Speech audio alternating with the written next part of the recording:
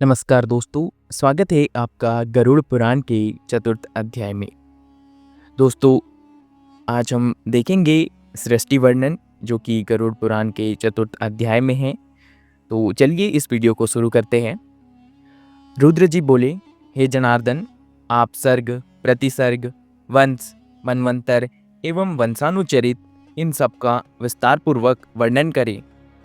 श्री हरि ने कहा, हे रुद्र, सर्ग आदि के साथ ही पापों का नाश करने वाली सृष्टि स्थित एवं प्रलय रूप भगवान विष्णु की सनातन क्रीड़ा का अब मैं वर्णन करूंगा। उसको आप ध्यान से सुनिए। नरनारायण रूप में उपास्य वे वासुदेव प्रकाश स्वरूप परमात्मा परम ब्रह्म और देवादिदेव है तथा इस जगत की सृष्टि स्थिति एवं प्रलय के कर्ता है। यह सब जो कुछ दृष्ट अदृष्ट है उन भगवान का ही व्यक्त और अव्यक्त स्वरूप है। वे ही पुरुष एवं काल रूप में विद्यमान है।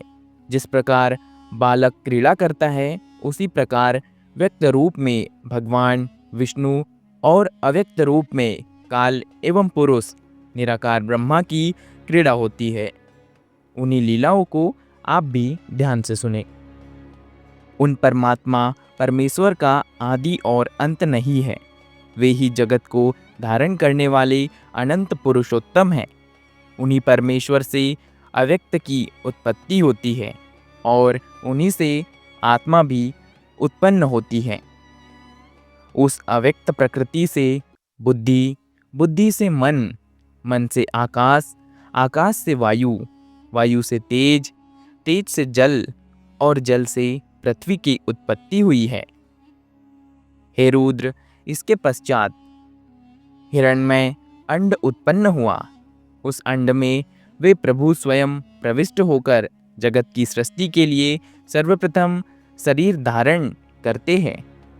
तदनंतर चतुर्मुख ब्रह्मा के रूप में शरीर धारण कर रजोगुण के आश्रय से उन्हीं देव ने इस चराचर शिव की सृष्टि की।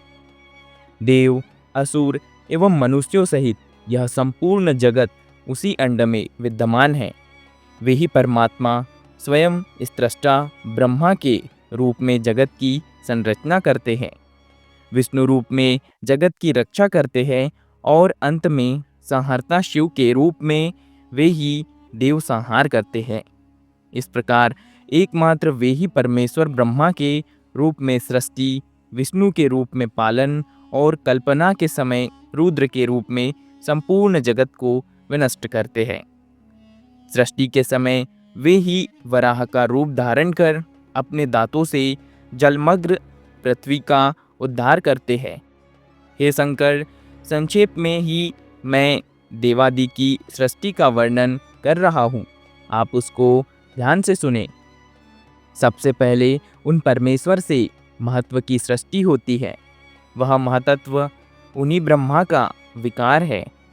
पंच तन्मात्राओं रूप, रस, गंध, स्पर्श और शब्द की उत्पत्ति से युक्त द्वितीय सर्ग है। उसे भूत सर्ग कहा जाता है। इन पंच तन्मात्राओं से पृथ्वी, जल, तेज, वायु तथा आकाश रूप में महाभूतों की सृष्टि होती है। तीसरा वैकारिक सर्ग, इसमें कर्मेंद्रियां एवं ज्ञानेंद्रियों की सृष्टि आती है, इसलिए इसे ऐन्द्रिक भी कहा जाता है। इसकी उत्पत्ति बुद्धिपूर्वक होती है। यह प्राकृत सर्ग है। चौथा सर्ग मुख्य सर्ग है। पर्वत और वृक्षादि स्थावरों को मुख्य माना गया है। पांचवा सर्ग तिर्यक सर्ग कहा जाता है।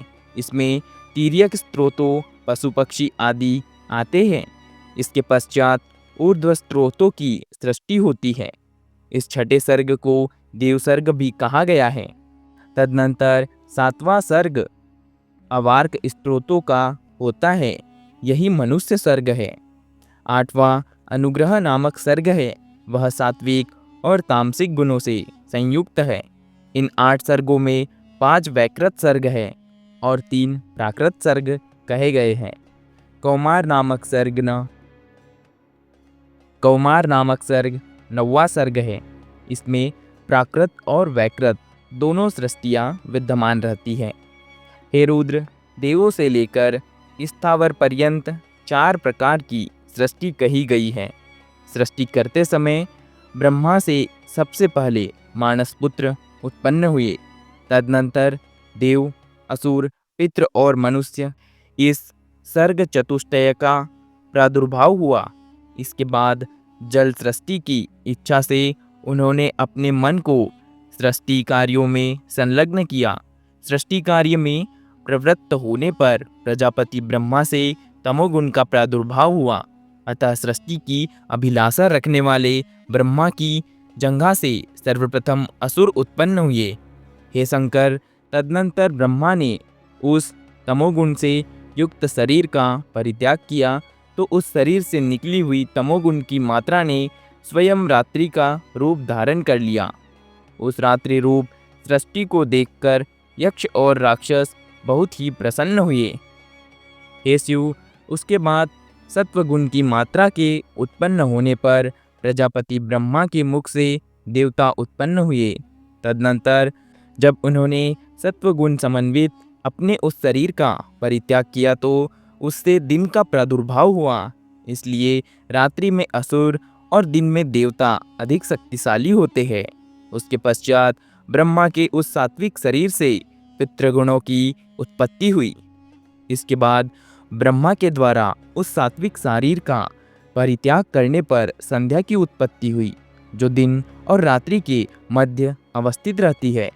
तदनंतर ब्रह्मा के रजोमय शरीर से मनुष्यों का प्रादुर्भाव हुआ। जब ब्रह्मा ने उसको परित्याग किया तो उससे ज्योत्सना मतलब कि प्रभात काल उत्पन्न हुआ, जो प्राक संध्या के नाम से जानी जाती है। ज्योत्सना, रात्रि, दिन और संध्या ये चारों उस ब्रह्मा के ही शरीर है। तत्पश्चात ब्रह्मा जी के रजोगुणमय शरीर के आश्रय से क्षुधा और क्रोध जन्म हुआ। उसके बाद ब्रह्मा से ही भूख, प्यास से आतुर एवं रक्त मांस पीने खाने वाले राक्षसों तथा यक्षों की उत्पत्ति हुई। राक्षसों से रक्षण के कारण राक्षस कहा गया और भक्षण के कारण यक्षों को यक्ष नाम की प्रसिद्धि प्राप्त हुई। तदनंतर ब्रह्मा के केसों से सर्प उत्पन्न हुए। ब्रह्मा के केस उनके सिर से नीचे गिरकर पुनः उनके सिर पर आरूढ़ हो गए। यही सर्पण है। इसी सर्पण के कारण उन्हें सर्प कहा गया। उसके बाद ब्रह्मा के क्रोध से भूतों का जन्म हुआ, इसीलिए इन प्राणियों में क्रोध की मात्रा अधिक होती है। तदनंतर ब्रह्मा से गंधर्वों की उत्पत्ति हुई। गायन करते हुए इन सभी का जन्म हुआ था, इसलिए इन्हें गंधर्व और अप्सरा की ख्याति प्राप्त हुई। उसके बाद प्रजापति ब्रह्मा के वृक्ष स्थल से स्वर्ग और द्युलोक उत्पन्न हुआ। उनके मुख से अज, उदर भाग से तथा पार्श्व भाग से गौ, पैर भाग से हाथी सहित अश्व, महिष, ऊंट और भेड़ की उत्पत्ति हुई। उनके रोमों से फल, फूल एवं औषधियों का प्रादुर्भाव हुआ। गौ, अज, पुरुष ये मैद्य पवित्र है। घोड़े, खच्चर और गधे ग्राम्य पशु कहे जाते हैं। अब मुझसे वन्य पशुओं को सुनो। इन वन्य जंतुओं में पहले श्वापद, हिंसक, व्याघ्रादि पशु, दूसरे 2 खुरों वाले, तीसरे हाथी, चौथे बंदर और 5वें पक्षी, छठे कच्छपादि जलचर और 7वें सरीसृप जीव उत्पन्न हुए हैं। उन ब्रह्मा के पूर्वादि चारों मुखों से ऋक्, यजुस, साम तथा अथर्व इन 4 वेदों का प्रादुर्भाव हुआ। उन्हीं के मुख से ब्राह्मण, भुजाओं से क्षत्रिय, उरुभाग से वैश्य तथा पैरों से शूद्र उत्पन्न हुए। उसके बाद उन्होंने ब्राह्मणों के लिए ब्रह्मलोक, क्षत्रियों के लिए इंद्रलोक और वैश्यों के लिए वायुलोक और शूद्रों के लिए गंधर्वलोक का निर्धारण किया। उन्होंने ही ब्रह्मचारियों के लिए ब्रह्मलोक, स्वधर्म निरत गृहस्थाश्रम का पालन करने वाले लोगों के लिए प्रजापत्य लोक, वानप्रस्थाश्रमियों के लिए सप्तऋषि लोक और सन्यासी तथा इच्छानुकूल सदैव विचरण करने वाले परम तपोनिधियों के लिए अक्षय लोक का निर्धारण किया। दोस्तों, यहाँ पर अध्याय 4 का समापन होता है और यह अध्याय यहाँ पर समाप्त होता है। दोस्तों, अगर यह अध्याय अच्छा लगा हो तो वीडियो को लाइक करें, चैनल को सब्सक्राइब कर ले ताकि आगे आने वाले अध्याय आपको मिल सके। मिलेंगे हम इसी के तरह अगले अध्याय में, तब तक के लिए धन्यवाद।